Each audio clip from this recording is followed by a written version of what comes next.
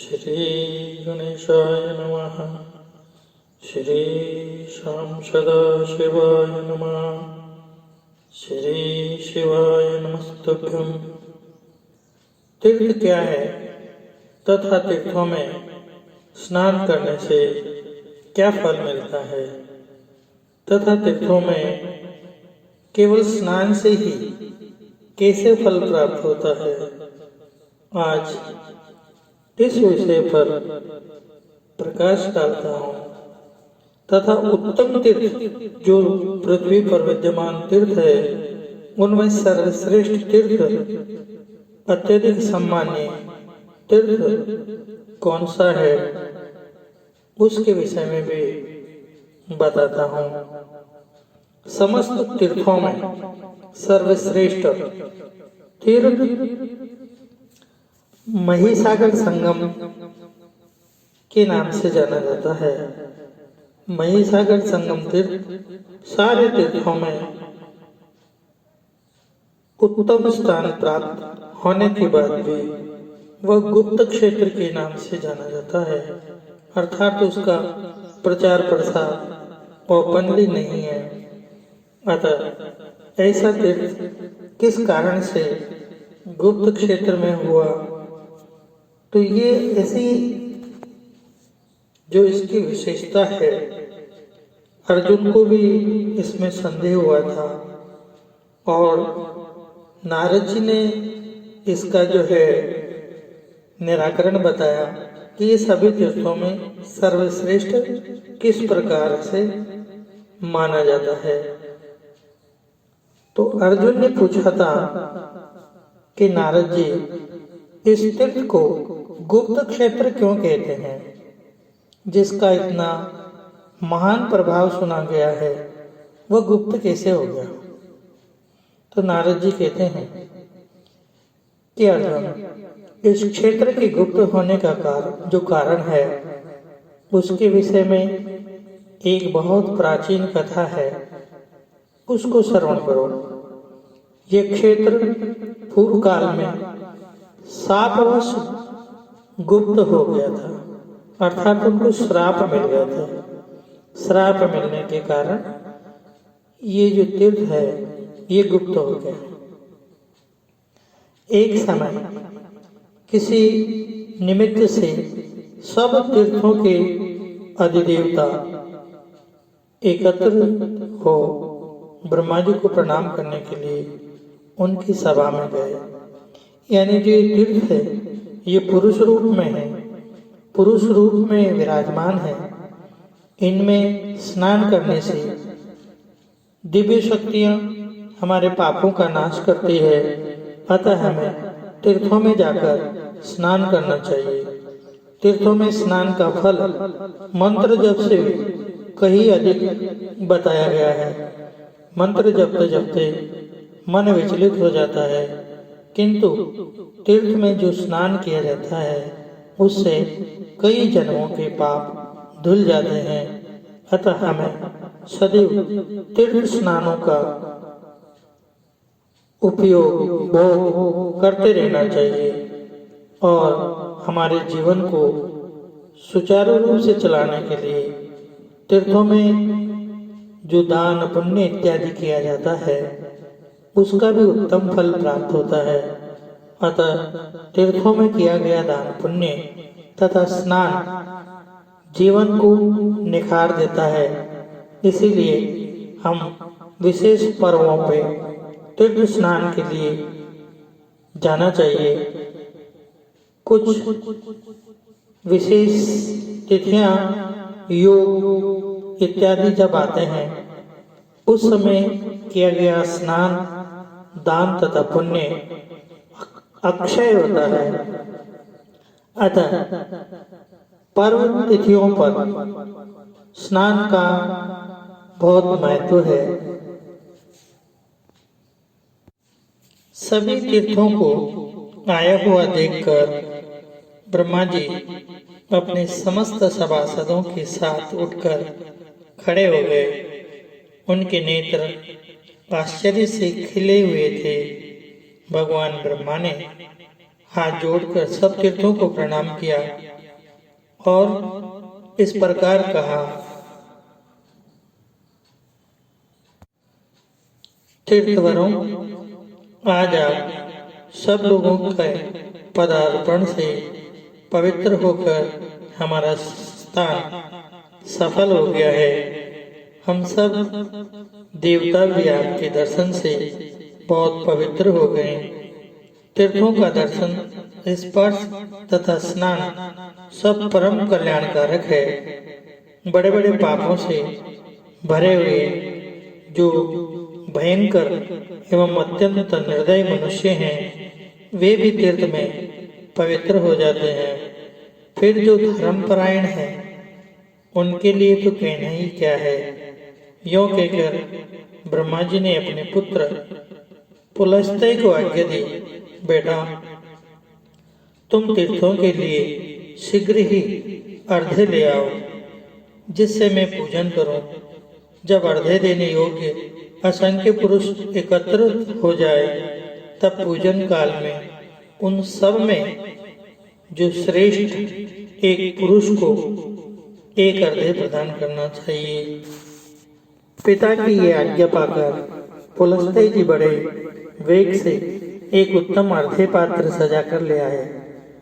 ब्रह्मा जी ने उसे हाथ में लेकर सब तीर्थों से कहा, आप सब लोग मिलकर किसी एक मुख्य तीर्थ का नाम बतलाओ, मैं उसे को अर्घ्य देना चाहता हूँ। ऐसा करने से मुझे अन्याय रूपी दोष नहीं लगेगा। तीर्थ बोले, प्रभु, हम किसी प्रकार भी आपस में श्रेष्ठता का निर्णय नहीं कर पाते, इसलिए आपके पास आए हैं। आप ही हम में से जो श्रेष्ठ हो उसको समझकर अर्घ्य दे दीजिए। ब्रह्मा जी बोले, मैं आप लोगों में से किसी एक की श्रेष्ठता को नहीं समझ पाता। आप लोगों को नमस्कार है।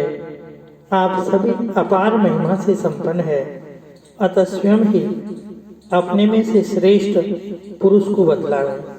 ब्रह्मा जी के ऐसा कहने पर जब उनमें से कोई भी बहुत देर तक न बोला, तब महिसागर संगम तीर्थ ने कहा, चतुरानन, आप शीघ्र मुझे यह अर्घ्य प्रदान करें, क्योंकि दूसरा कोई भी तीर्थ मेरी करोड़वीं कला के सामने भी पूरा नहीं पड़ता। पूर्व काल में महाराज इंद्रद्युम्न की तपस्या से तप कर ये सर्व तीर्थमयी समुची पृथ्वी ही मही नाम वाली नदी हो गई। वह सब तीर्थों से मुझसे आकर मिली है, इसलिए मैं तीनों लोकों में सर्व तीर्थमय होकर प्रसिद्ध हूँ। तीर्थराज महिसागर संगम के ऐसा कहने पर अन्य सब तीर्थ मौन रहे। देखें ब्रह्मा जी हमारे विषय में क्या कहते हैं, ये सोचकर कोई कुछ न बोले। तब ब्रह्मा जी के ज्येष्ठ पुत्र धर्म ने अपनी दाहिनी भुजा उठाकर इस प्रकार कहा, अहो, बड़े कष्ट की बात है। इस तीर्थराज महिसागर संगम ने मोहवश बड़ी कुत्सित बात कह डाली है। साधु पुरुषों को उचित है कि वे अपने में अच्छे गुण होते हुए भी उनका अपने ही मुख से बखान न करें। जो भरी सभा में दूसरों का आक्षेप करते हैं, अपने गुणों का वर्णन करता है, वह रजोगुणी, अहंकारी तथा निंदित है। इसलिए ये तीर्थ इन सब गुणों के रहते हुए भी अपने अहंकार के कारण विख्यात न होगा। इसका स्वरूप विध्वस्त सा हो जाएगा। धर्मदेव के ऐसा कहने पर सब और हाहाकार का शब्द गूंज उठा। तब योगेश्वर, स्कंद जी तथा नारद जी शीघ्रतापूर्वक वहां पहुंचे। कार्तिकेय ने उस देव समाज में धर्म से इस प्रकार कहा, धर्म, तुमने धृष्टता के कारण जो ये साप दे डाला है वह अनुचित ही हुआ है। कोई भी बतावे तो सही कि तीनों लोकों में विद्यमान समस्त तीर्थों में से कौन सा ऐसा तीर्थ है जिससे ये महिसागर संगम अर्धे पाने का अधिकारी नहीं है। इस तीर्थराज ने अपने जिस गुण का वर्णन किया है वह सब इसमें मौजूद है। ऐसी दशा में कौन सी बुराई हो गई, क्योंकि अवगुण तो झूठ बोलने में है, सत्य कहने में नहीं। अहो, जो सब का पालन करने वाले हैं उनके द्वारा ऐसा बर्ताव होना कदापि उचित नहीं है।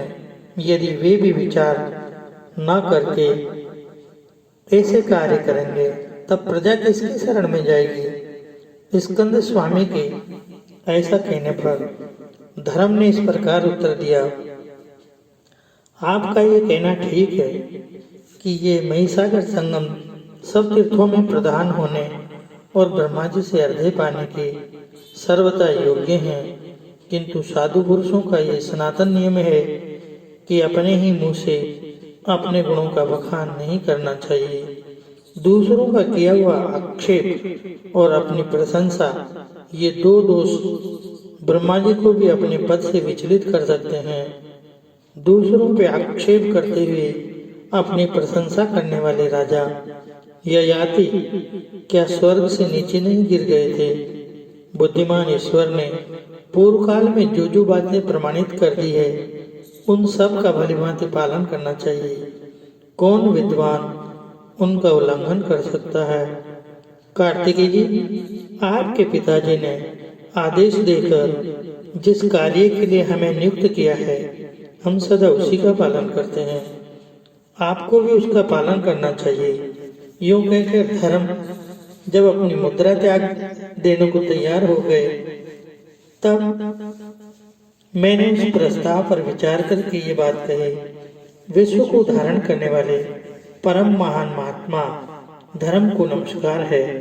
ब्रह्मा विष्णु और शिव भी जिनकी प्रतिदिन पूजा करते हैं उन पापनाशी धर्म को नमस्कार है। धर्म, यदि कदाचित आप मुद्रा त्याग देंगे तो हम लोगों की सत्ता कैसे रह सकती है। प्रभु, आप इस विश्व का नाश न कीजिए। योगीश्वर कार्तिकेय जी को आप सम्मान देने योग्य हैं। ये साक्षात भगवान शंकर के पुत्र हैं, अतः उन्हीं की भांति हम सब के लिए माननीय है, मानद है। आपने उस तीर्थराज को विख्यात न होने का जो शाप दे दिया है उसका निवारण करने के लिए अनुग्रह कीजिए। मेरे ऐसा कहने पर ब्रह्मा जी ने मेरी प्रशंसा करते हुए कहा, धर्म, नारद ने अच्छी बात कही है, तुम इनकी बात मानो।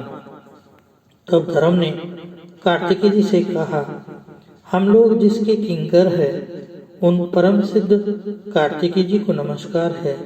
स्कंद मेरे नाथ, मेरे ये विनय ध्यान देकर सुने। स्तंभ अर्थात गर्भ के कारण ये महातीर्थ अप्रसिद्ध होगा, तथापि शनिवार की अमावस्या को महिसागर की यात्रा करने से जो फल मिलेगा उस पर ध्यान दीजिए। प्रभास की 10 बार, पुष्कर की 7 बार और प्रयाग की 8 बार यात्रा करने से जो फल होता है वही फल इसकी 1 बार की यात्रा से प्राप्त होगा। इस प्रकार वरदान देने पर कार्तिकेय जी मन ही मन बहुत प्रसन्न हुए। ब्रह्मा जी ने भी एकाग्रचित होकर स्तंभ तीर्थ को अर्घ्य दिया और उसे सब तीर्थों में श्रेष्ठता प्रदान की। फिर सब तीर्थों और स्कंद स्वामी को सम्मान देकर विदा किया। इस तीर्थ के गुप्त होने का यही प्राचीन वृत्तांत है। इस प्रकार मैंने तुमसे संपूर्ण तीर्थों के महान फल का वर्णन किया है। यह सब आदि से ही सुनकर पुरुष सब पापों से मुक्त हो जाता है। अर्थात इस क्षेत्र की गुप्त होने की जो कथा है उसके श्रवण मात्र से भी समस्त पापों का नाश हो जाता है।